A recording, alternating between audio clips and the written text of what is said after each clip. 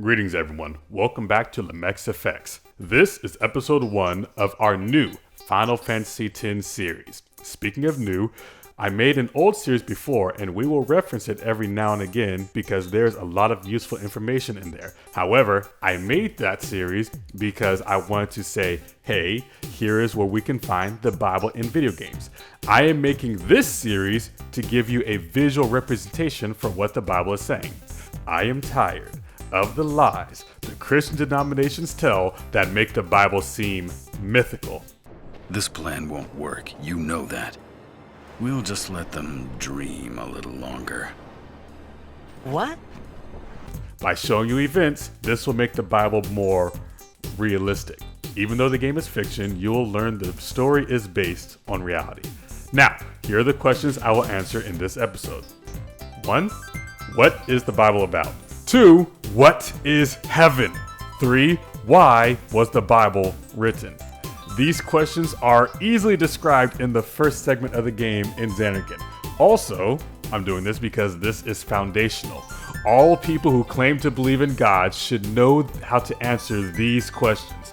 But since obviously Christians can't answer any biblical questions at all for some reason, and definitely can't explain this, let's start with something easy. What is the Bible about? And we must explain what the Bible is about in the same way we explain what the video game is about, which is the main character. Who is the main character? But before we get into that, I want to show you something. Down here in the description of not this video, but another video I'm using as a reference, I will put the chapters of my video. And in there, I'll put something like begin cutscene. If you don't know what a cutscene is, that is a scene that a video uses to cut off the gameplay so you can just watch. And if you want to view those, I will name the segment cutscene and then tell the main point or phrase in the video that I'm going to explain. If you want to skip the cutscenes because you played the game already and you don't want to watch it again, I'll leave a segment that says in cutscene. Also, if you click on this arrow that's under the timeline, it'll show you all the segments. Now that we've covered that, let us begin.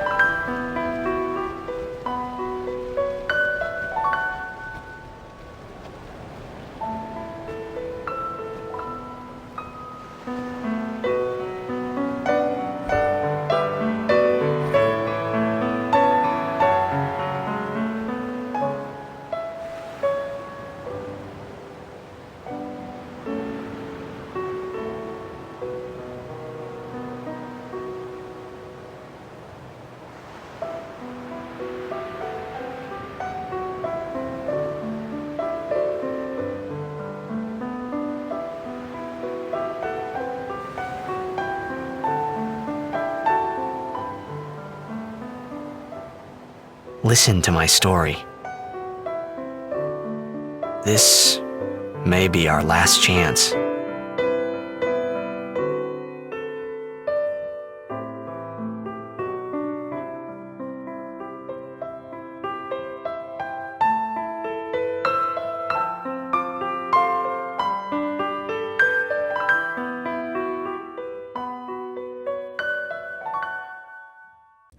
Now, you will learn that I love to take phrases that were exactly said in the cutscenes and use that to explain the Bible. For example, the main character, Titus, this guy, says, "Listen to my story." That's because the story of Final Fantasy X is about him. He is the main character. In the same way, the Bible has a main character who the Bible is about. That is Israel. Now, it doesn't seem evident now, but you'll figure it out later that Israel is in fact the main character. Anyway, some people will want to know why I said that Israel, the entire nation, is the main character, like it's a single person. This is because, as far as God is concerned, the nation is a single person, such that he refers to him as a single person noun a lot. Here is God saying he'd make the man called Israel into a nation. Genesis chapter 46 verses 2 and 3. "And God spake unto Israel in the visions of the night and said, Jacob, Jacob. And he said, Here I am. And he said, I am God, the God of thy father. Fear not to go down into Egypt, for I will there make of thee a great nation." All right? And here is where he referred to that whole nation as his singular son. Exodus chapter 2 verse 22. "And thou shalt say unto Pharaoh, Thus saith the Lord, Israel is my son, even my firstborn."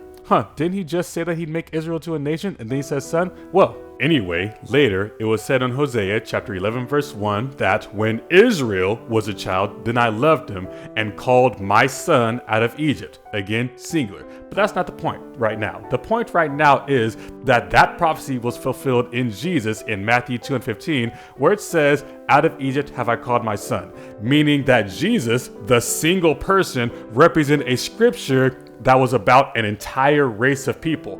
Therefore, it is fair to say that Titus, the single character, represents the nation of Israel, right?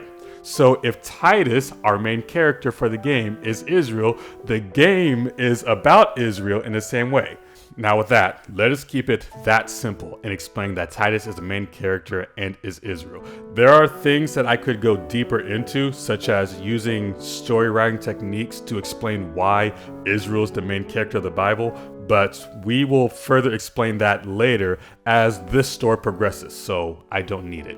Now, speaking of story writing, let us introduce our character in his known world segment. In other words, this is the state that our man was in before the story happens.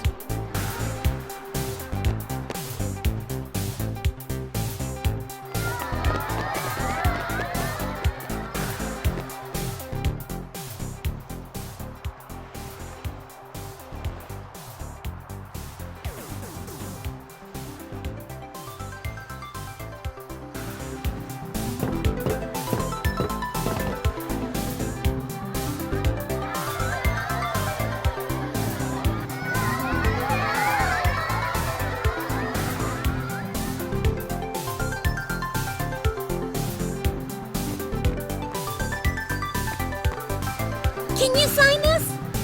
No prob. Please? Alrighty. Me too! Take it easy.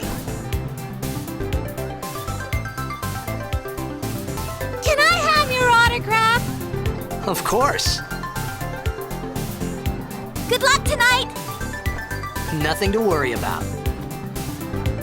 Oh, if I score a goal, I'll, do this. That will mean it was for you, okay? What seat? He's blocking the front row! Fifth from the right! Got it. Well, gotta go. Cheer for me. 2, 3... Teach us how to blitz! Hey, I got a game to play. Then teach us after! Maybe tonight, well... You can't tonight. I mean tomorrow. Promise? Promise.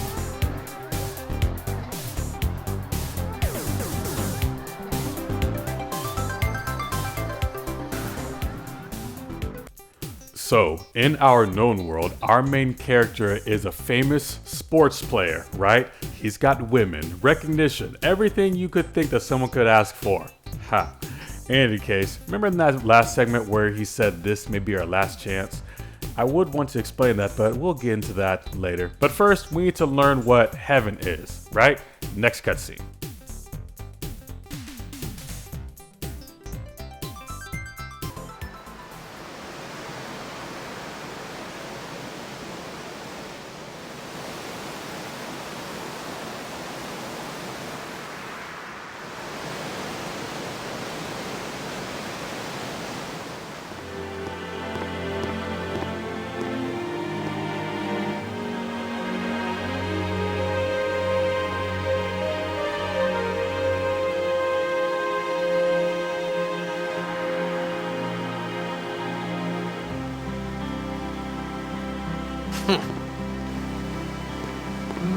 I was in a coffee shop running away from home when I heard the news. Okay, so you see this.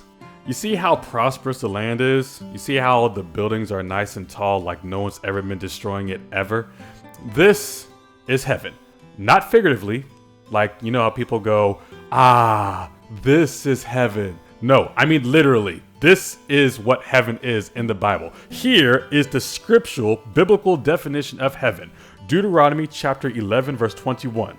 That your days may be multiplied and the days of your children in the land which the Lord sware unto your fathers to give them, as the days of heaven upon the earth. So the term heaven on earth is when you are in the land of your ancestors. You know, for those of you who are not paying attention, here's the question.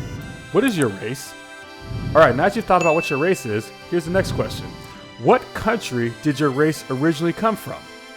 Next, do you live in that country? Okay, living there is supposed to be heaven according to Deuteronomy chapter 11 verse 21. Next, if you played Final Fantasy X, you would know that there are other species of people in this game. You've got Ronso, Hypello, Guado, and yet none of them are in Zanarkand. So, Zanarkand, the game's heaven, has no other race of people that dwells in the land. Why? Exodus chapter 23 verse 33. They shall not dwell in the land, lest they make thee sin against me. For if thou serve their gods, it will surely be a snare unto thee. So, heaven is when you dwell in your ancestral land by yourself. No other races share your land. Now, for those other of you who are not paying attention, the question is, do you dwell in your ancestral land? Like, probably. And now the question is, do you share that land with other races of people who don't belong in your land? Yeah, that's not heaven. And if you're experiencing that, you know why. But for everyone else, you may say, that sounds racist. Why would God say that other races shouldn't be in your land? Kaku! Who's attacking us? Protect directly!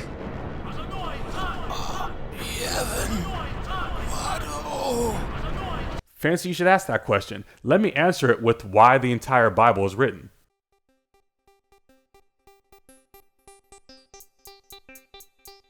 So, the last question is, why was the Bible written? It was written to protect you from imminent danger. For example, the Bible said not to let other races dwell in your land.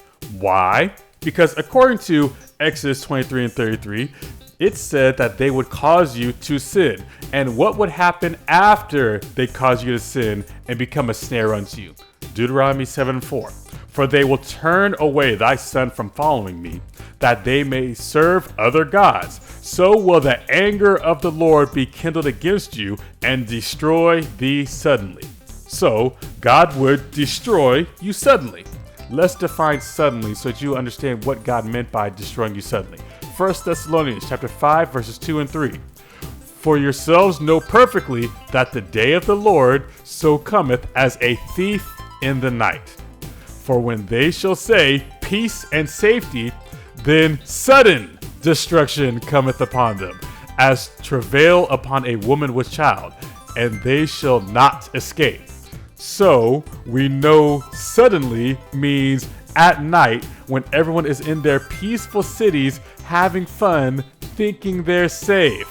But how will God destroy it? What is the day of the Lord? Will he send plagues like he did to Egypt? Deuteronomy 28 verse 49. The Lord shall bring a nation against thee from far, from the end of the earth, as swift as the eagle flieth, a nation whose tongue thou shalt not understand. So God will destroy you by sending a nation against you from the other end of the earth. You know, as Titus goes at night in his peaceful and safe city to play blitzball in his Olympic stadium, which was made to serve other gods, let's see if God suddenly sends a nation against them.